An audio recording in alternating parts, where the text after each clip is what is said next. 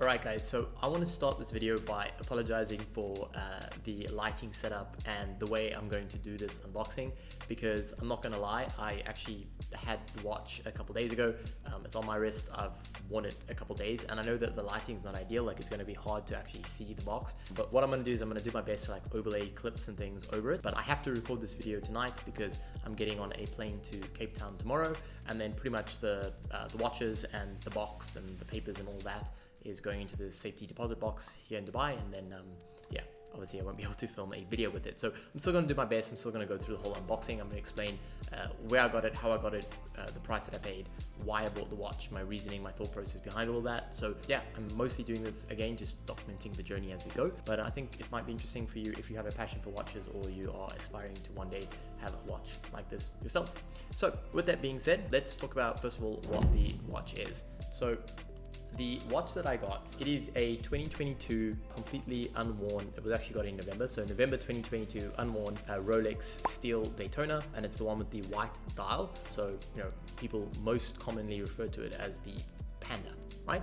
It is probably one of the most iconic Rolex watches, I think, and one of the most sought after ones, right? Like if you look at the Rolexes that have waiting lists, it's definitely not the most valuable Rolex watch out of the whole roster that's reserved for the platinum pieces and things, but it is probably the one that the most people want, right? Like it's got a massive waiting list for it.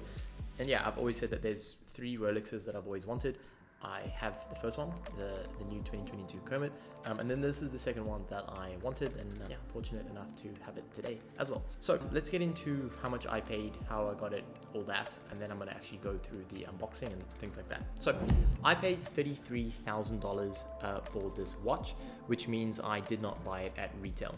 Okay, so what that means is I didn't buy it directly from Rolex. Pretty much what happens is someone bought it from Rolex and then they went on to sell it without wearing it, and obviously they made a bit of a profit for themselves. Now, why did I do that? So again, if you know anything about watches, you'd know exactly why, but if you didn't, I'm just explaining the whole thing. So how this works is Rolex only makes 1 million watches per year, okay, in total, not specifically to one model, but for all models. So they only make $1 million per year. Now, obviously, there's people who want a lot more than 1 million watches per year. So what this means is most models have massive waiting lists, right? There's a lot of waiting lists for these watches.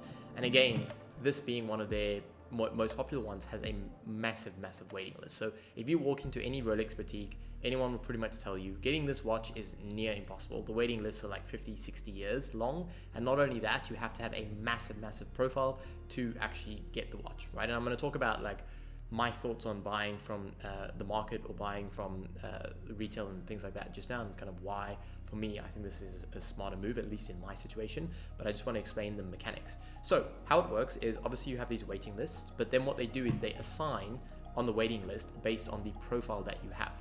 So again, if you know nothing about the watch world, what this essentially means is the way all these brands work is you have to build a profile with them before you can buy a watch. So if you walk into any Rolex boutique just randomly, they will offer you, if they have stock, which again, these days, no one has stock of anything, like it's even hard to get these pieces, but they will offer you their entry level pieces. So yeah, it's usually like the Datejust, right? So those pieces range from like 5 to 10K US dollars. That's like the entry level watches. Now their sports models, which is like your Daytonas, your GMTs, you know, Oyster Flexes, some of those other models, those watches are reserved for people who already have a profile. So you can't just walk into a Rolex and say, I want a Daytona.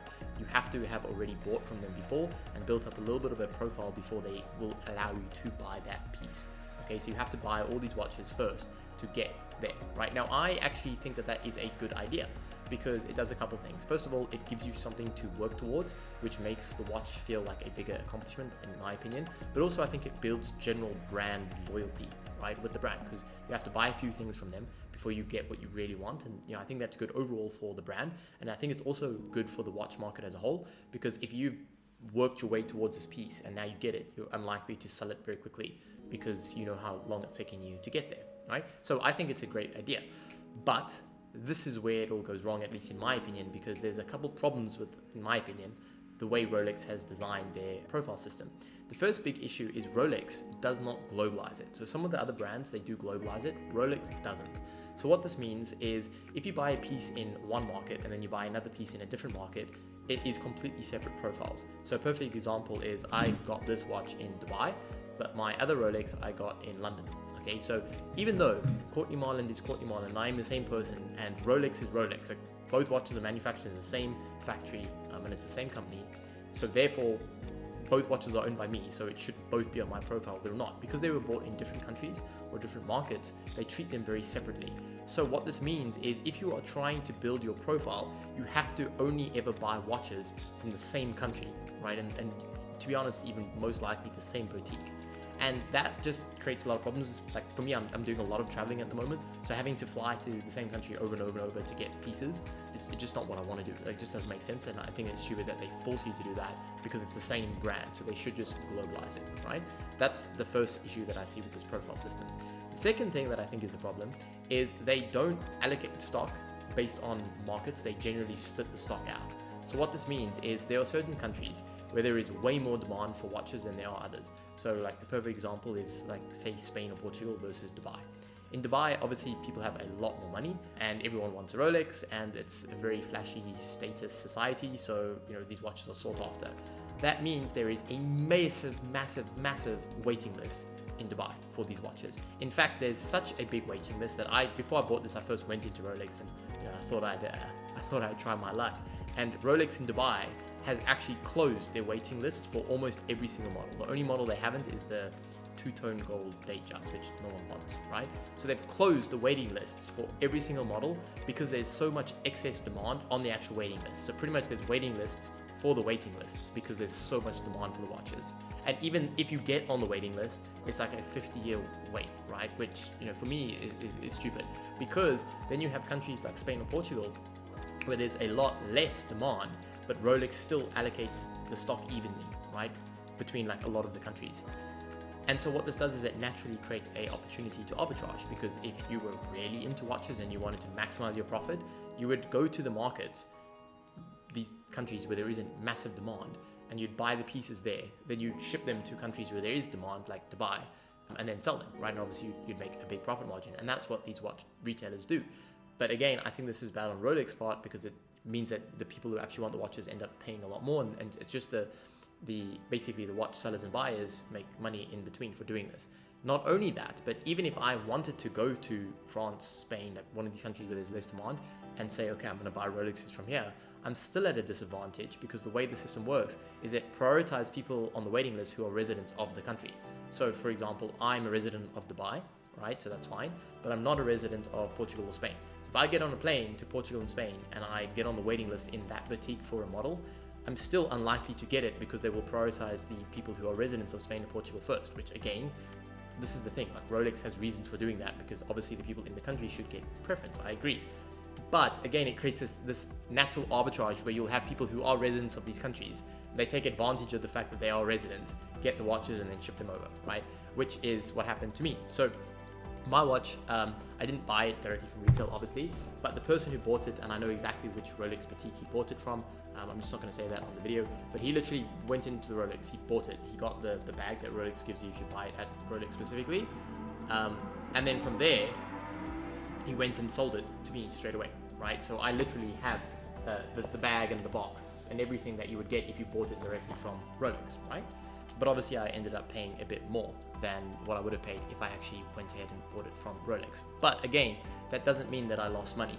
So for example, I'm looking on Chrono 24 at the moment at this watch, and I paid, as I said, I paid 33, and Chrono is saying that I have made about $2,500 profit based on the average price of the watch, because obviously watches are worth what other people are willing to pay. And again, these watches have such high demand, there is excess money to be made here. And not only that, the reason I bought it now is because the watch market is down. So currently, Chrono is saying that I bought this for 33. Chrono is saying that the estimated worth of this watch that I could sell based on the transactions that are happening today is about $35,640, right? So I basically made $2,000 and something profit just by having the watch. But not only that, in May of 2022, right? And keep in mind, today's January 2023, so this is literally like 6 months ago, the price of this watch was trading for $53,000, which means if I was to sell that now, I would make, what, $20,000 if I was to sell it at the price back then, just by having the watch. And in April of 2022, it was going for $56,000. So literally you can see how fast these prices are moving up and down. So the way that I look at this as a watch investment is, yes, if I had got it at retail, I would have made way more profit if I were to sell the watch.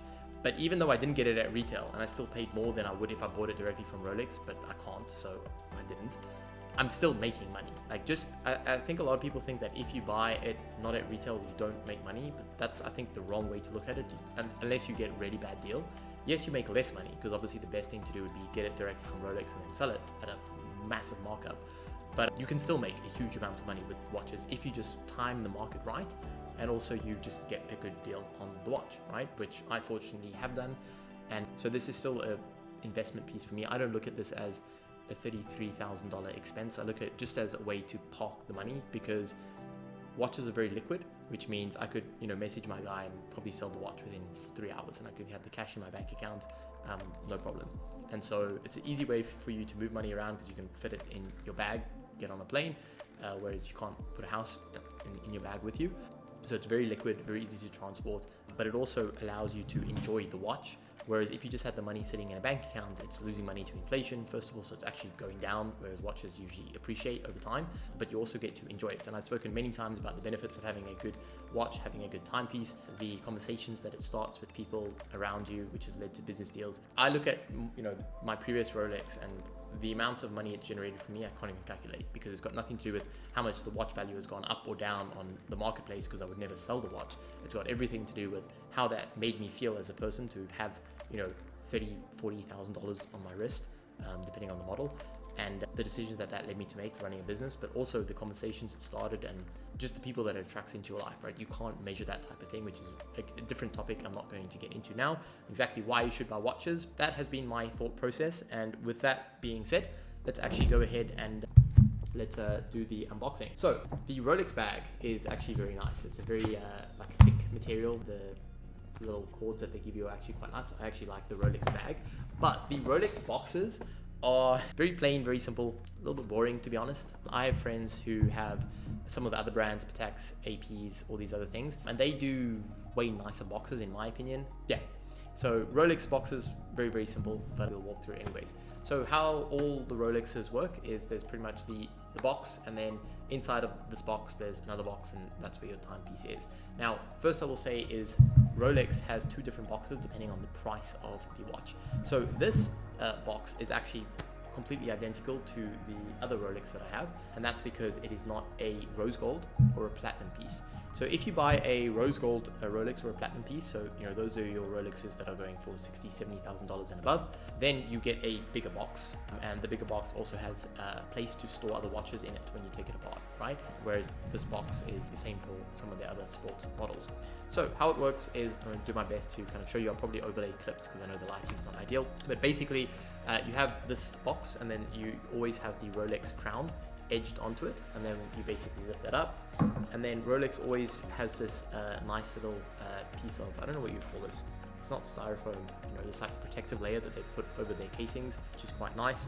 The bottom piece here always folds down, then you have Rolex written over there, and then you have the actual box itself, which holds the watch. So the Rolex box, it's their typical green color. It looks really nice, very pleasing to the eyes. We have the golden crown, which is kind of edged onto the top, which is quite cool. And then it flips up, and then it usually would reveal the watch, but I have it on my wrist today. But yeah, you have the little thing that the watch rests on, which is, again, the same with most of the Rolex modules. So you have that. And then you have a few pieces which come with the watch, right? So I'm gonna take them out and kind of show you what you get. So with most of the watches, you'll get this little plastic covering, which clips on over the watch, and it pretty much protects the bezel. So not the glass, but in this case, it's a ceramic steel around it, so it pretty much goes on there. I've never seen anyone actually wear a watch with that on top of it, so it's mostly just for storage.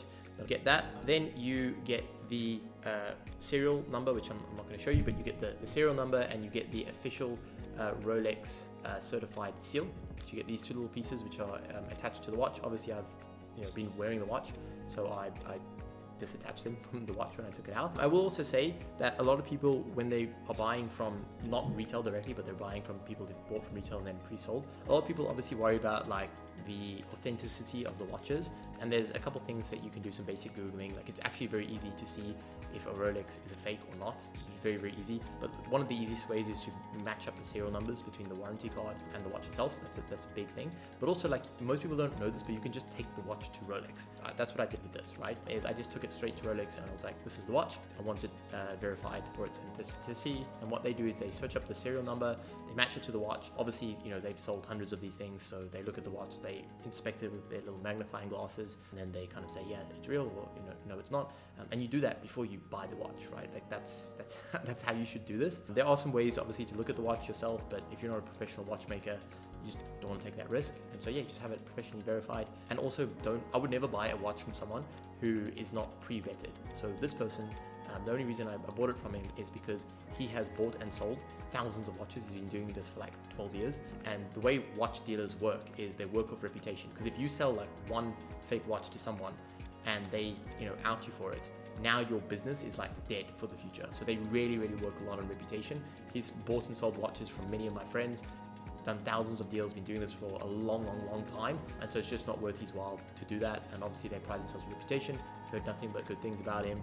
And yeah, so I would never just buy it from like some random person I found on the internet. They have to come pre-vetted, they have to have a lot of referrals, etc, etc. Right, so you obviously get that. Then you'll have the little Rolex padding at the top, and there's a little space at the top for your thumb. You put your thumb in there, and then this whole thing just comes down, and then that reveals some documentation that you have, which honestly is the most important thing.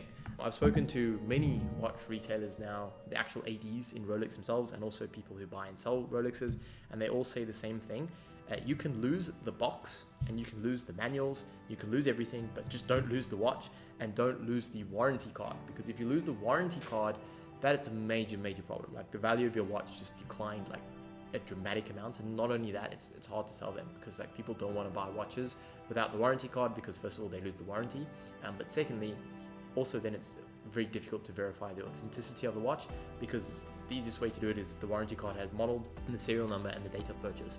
And so if you put all that into the Rolex system, you can pick up exactly where the watch is it blacklisted, has it been reported stolen, what's going on with it, etc, etc. So yeah, you can lose everything else, but just don't lose this little card, and obviously the watch itself. And I know a lot of people also sell like the actual Rolex boxes. They're not that expensive. I think they're like $200 or $300, the actual boxes. So if you lost it and you wanted to buy it, you could, and then just resell it. And you know, all the Rolex boxes are the same, so you could do that, but just don't lose the little card, right? So anyways, go back to the unboxing. So the first thing that you have is the actual manual itself. So you know, obviously for each model you have a different manual, but you know, it's a little book, very nicely done by Rolex, very, you know, premium quality material you can feel, but it pretty much tells you like how to set the time on the watch. This is a Daytona, which means it's a chronograph, so it's got two little buttons to stop the timer and then obviously reset the timer. So it kind of goes through how to do all of that, how to use it, how to care for the watch. It goes through the guarantee and stuff, which obviously for Rolex is 5 years international from the date of purchase. You know, and they'll replace anything that goes wrong, etc, etc. So that is the manual. Then you have this leather little pouch over here, and again, depending on when you bought the watch, they've changed this a few times, but the fundamentals are the same. There's pretty much two things attached to it, right? So the first thing is this little booklet, which is pretty much all about the guarantee and the service for the watches, right? So this pretty much goes into where all of their stores are around the world that are authorized to do services and do, you know, if anything goes wrong with the watch, something breaks, etc, they'll fix that. So you have the guarantee. It explains what the guarantee is in different languages, etc, etc. So that is that. And then on the back of it, obviously I've got the card down here, but on the back of it, you've got these little slits. The other Rolex that I have is a little bit older than this one. So on the old one, they used to have like a slit over here where you could actually see the date of purchase. Rolex has now removed that.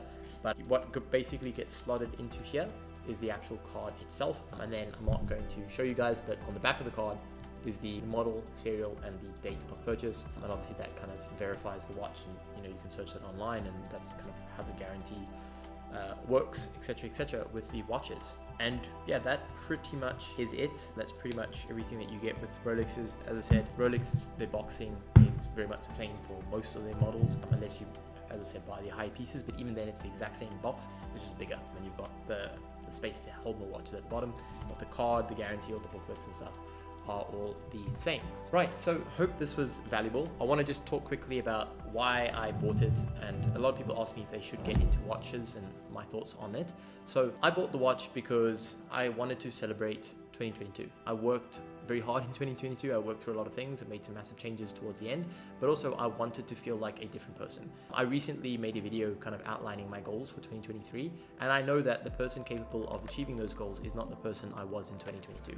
And so a nice way to mark that change in mindset for me is, wearing a different watch, because I genuinely do believe in like what you wear, what you say, and even the environment that you live in fundamentally changes you more than you change yourself, right? Through conscious effort. Because if you're wearing a completely different watch that is significantly more expensive than what you ever had in the past, then it forces you to make better decisions, because you don't have that same scarcity mindset. Because do you really have any money problems if you have $36,000 on your wrist at all times? Not really. So when you make business decisions, you make them from the best decision for the business, not let's make a quick buck, right? Because again, you have that on your wrist. I think that's very important to understand, especially if you're a business owner and you're making decisions all day, which affect the growth of the company, the people who work for it, etc., etc. So that was the first reason. The second reason, honestly, is just opportunity. Like, this is a very difficult watch to get, especially because I know at retail near impossible unless you spend a lot of money at Rolex. And I personally, aside from all the issues that I have with the way they run their profiles, I'm quite a minimalistic person in the sense that I don't like having a lot of stuff. So there's really, out of the Rolex catalog, I think there's 3, maybe 4 watches that I really, really want. The rest just don't really interest me.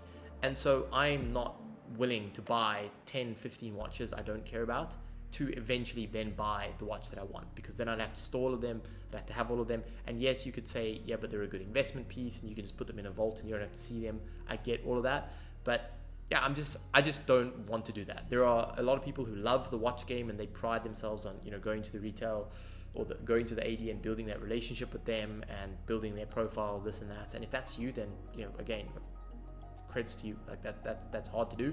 I think there is a skill in building those relationships, and I thoroughly respect anyone who does it.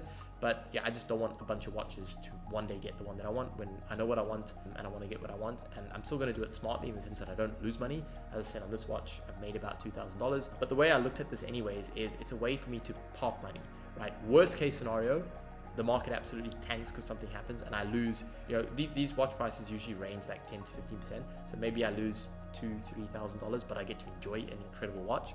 Or best case scenario, it goes back to its $53,000 price tag it was literally 6 months ago, and I make $20,000 while still enjoying the watch anyways, right? So if you look at it from that vantage point, as long as I don't lose the watch or break it, like, it's almost impossible to lose money here. So it's basically just parking money, which I could redeem back for the cash if I ever need it at any future date, right? So that was my thinking logistically around it. So, when the opportunity came up to actually get it from someone who I trusted, because remember I said I wouldn't just buy it from anyone. It would have to be someone who's come through my social circle. I know them very well. They've been doing it for a long time. I respect them. They're willing to go with me to the AD and get it all verified and this and that. That doesn't happen every day. So, it was just opportunity along the lines of also me wanting to celebrate the year and changing personality. But also, I've spoken a lot on this in terms of like my goals for 2023 and the lessons that I learned in 2022, but this concept of like scarcity or abundance. And, I genuinely do think that there is something to be said for getting rid of the money in your bank account, so that when you look at it, you kind of have like, oh shit, I need to make money, right? That's how I look at these watches as well, is, I could have $35,000 in my bank account sitting there, which makes me feel very comfortable. Or I could not have it and have it in a watch, which has the added benefit of when I go out and I meet people, I get, the social status that comes with the watch. I get to enjoy a good timepiece, which I just like looking at. I like wearing. I think it looks quite nice as well as a fashion piece. And I could redeem it for cash in like a couple hours if I ever wanted anyways. Plus, because it's not in my bank account, I have the extra benefit of not seeing it in my bank account, which gives me the motivation to keep working. Or I could just have the money in my bank account, which then makes me feel, very comfortable because it's sitting there and it's being eroded by inflation and it's not really doing anything anyways. That was genuinely my thought process behind it. And so, if you look at all of that and you're in a place of abundance where you can afford to do these things, if you do like watches, I would highly recommend it. I do think that it is something to avoid unless you're very liquid. Like if you have less than $200,000 liquid in your account and you're trying to build a big business, don't go buy a $50,000, $35,000 watch. Like that's a bit stupid. But if you are very liquid, you have some good cash and you have good cash flow, your businesses are on pace doing well, and you're looking to just change your identity, get some extra motivation, all these things, then yeah, I would 100% look at going for a watch. Just make sure that you either buy directly from the AD or you buy completely unworn. I also wouldn't, a lot of people like buying vintage watches, like watches from 19 something, because there's a history part that goes with it. But then there's also a lot of people who buy watches that are like 5 years old, which are not vintage and have no history, but they buy it because the older the watch is, unless it's vintage, it's usually a little bit cheaper because obviously it's been worn, it's got a few scratches, this and that. I'm not like that. I will only buy unworn watches. So like when I bought this, it still had all the stickers on. It literally still had the green stickers, all the stickers, pretty much everything as a brand new watch. That's just my personal preference. But to be honest, all the steel pieces from any brand, not just Rolex, but all the steel pieces, once they get buffed out, so like if you sell the watch, you take it, they obviously buff it and clean it. Once they get buffed out, you literally cannot tell the difference because all the scratches and stuff get removed, and so it looks brand new. So again, that's just my personal preference, just being fussy. And so if that's you, you make your decision on where you are there. But yeah, with that being said, hopefully I got some good B-roll that I can overlay over it to kind of show you the watch, this and that. I'm going to stick all of them now. Well, not all of them, I'm going to wear this watch as I travel through the year, but the other watches that I have and all the boxes, which are quite heavy and clunky, will go in the safety deposit box. And with that being said, hope you guys enjoyed this, and I will see you in the next video.